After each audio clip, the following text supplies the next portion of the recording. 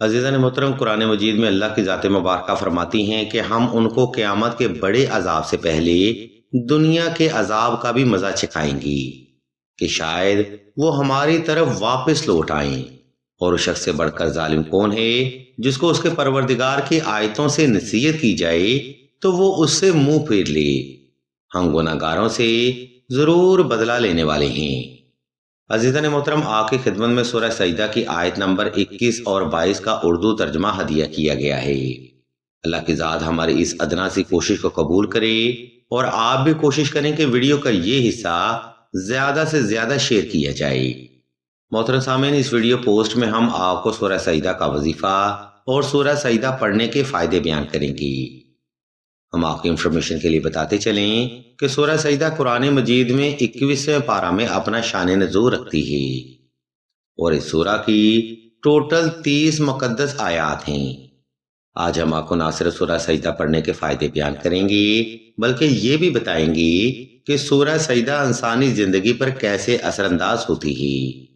عزیزان محترم، اہل علم بیان فرماتے ہیں کہ قرآنی کلمات یعنی کہ میرے مالک کا کلام، یعنی اس ذات پاک کی باتیں، نصیحت اور محبت جب انسان اپنی زبان سے بیان کرتا ہے تو مالک کی ذات بھی اپنے بندے سے راضی ہو جاتی ہے۔ ہم اس بات کی مزید کچھ سادہ وضاحت اس طرح سے بیان کرتے ہیں کہ کلام میرے مالک کا، بات میرے مالک کی اور زبان انسان خاکی کی۔ تو بات کس کی ہو رہی ہے؟ بات میرے مالک کی ہو رہی ہے جو کہ تمام کائنات کا رب ہے۔ تو پھر اللہ کی ذات بھی اپنے بندے سے راضی ہو کر اس کے لیے اپنی رحمت اور اپنے فضل و کرم کے دروازے کھول دیتے ہیں۔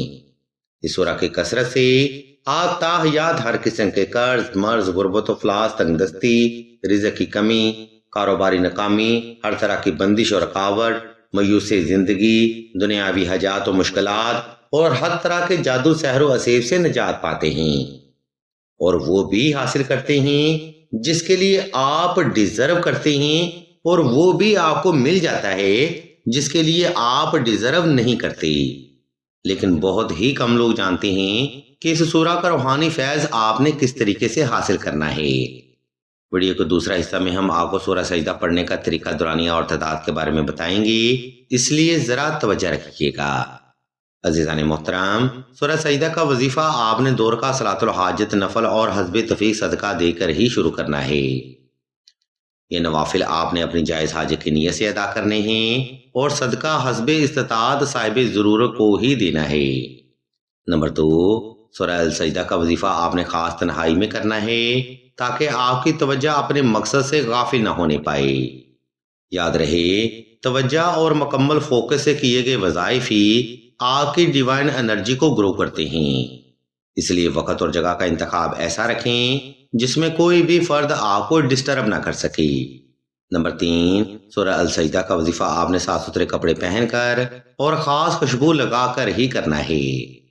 کوشش رہے دوران وظیفہ وہ خوشبو پاس رکھی جائے اور ہر بار ضرورت پر صرف وہی خوشبو استعمال میں لائی جائے۔ عزیزان محترم، سورہ السجدہ کے وظیفہ کی مزید تفصیل بتانے سے پہلے ہم آپ کو بتاتے چلیں کہ سلسلہ اسم اعظم نے دعائے خاص کا روحانی پروگرام بھی شروع کیا ہے۔ دعا کا یہ خاص پروگرام ایسی بہنوں کے لیے ہے جو کہ محبت کی بندش، رشتہ کی بندش یا نصیحت کی بندش جیسے معاملات میں مبتلا ہیں۔ اگر آپ بھی اپنی زندگی اس جبر مسلسل میں گزار رہے ہیں تو بغیر دیر کے یہ کمنٹ سیکشن میں اپنا نام اور اپنا مسئلہ بیان کر دیں۔ سلسلہ کے بزرگ انشاءاللہ آپ کے لیے دعائیں خاص بھی کریں گے اور بہترین روحانی علاج بھی تجویز فرمائیں گی۔ محترم سامعین، اوپر بیان کردہ ترتیب کو فالو کرتے ہوئے آپ نے کسی بھی وقت کسی بھی مقام پر تنہائی کا خاص انتظام کر لینا ہے۔ اس کے بعد آپ نے نوافل ادا کر کے جائے نماز پر آلتی پالتی کی حالت میں بیٹھ جانا ہے اور اپنی جائز حاجت کو ذہن میں رکھتے ہوئے سورہ السجدہ پاس رکھ لینی ہے۔ جب آپ پرسکون اور ریلیکس ہو جائیں تب آپ نے سورہ السجدہ کو بسم اللہ شریف سے پڑھنا شروع کرنا ہے اور سورہ سجدہ کو تلاوت کرتے ہوئے آخر تک آپ نے ہر لفظ پر اپنی جائز حاجت کو گمان کرنا ہے۔ یہ جائز حاجت پوری کرنے کا عمل ہے، اس لیے آپ نے یہ تلاوت آہستہ آہستہ، مکمل توجہ سے، یکسوئی سے اور جائز حاجت کو تصور کرتے ہوئے دل سے کرنی ہے۔ جب یہ تلاوت تمام ہو جائے تب آپ نے اللہ کی بارگاہ میں ایک لمبا سجدہ حاجت ادا کرنا ہے، جس میں آپ نے اپنی جائز حاجت کو اللہ کے حضور بڑے ادب اور عاجزی سے رکھنا ہے۔ اس ترتیب پر عمل کرتے ہوئے آپ نے سورہ سجدہ کا وظیفہ 7 سے 14 روز تک بلا ناغہ جاری رکھنا ہے۔ جب یہ 7 یا 14 روز کا عمل تمام ہو جائے تب آپ نے حسب تفریق شیریں پکا کر تقسیم کر دینی ہے۔ عزیزان محترم، یہ وہی بنیادی ترتیب ہے جس کو اکثر ہی لوگ دوران وظیفہ اگنور کر دیتے ہیں۔ عزیزان محترم، یہ وہی بنیادی ترتیب ہے جس پر عمل کرتے ہوئے آپ کی حاجتیں پوری ہوتی ہیں اور آپ کی مشکلات اللہ کے فضل و کرم سے ختم ہو جاتی ہیں۔ اس لیے ان بنیادی محرکات کو فالو کرنا ہر انسان کے لیے بے حد ضروری ہے۔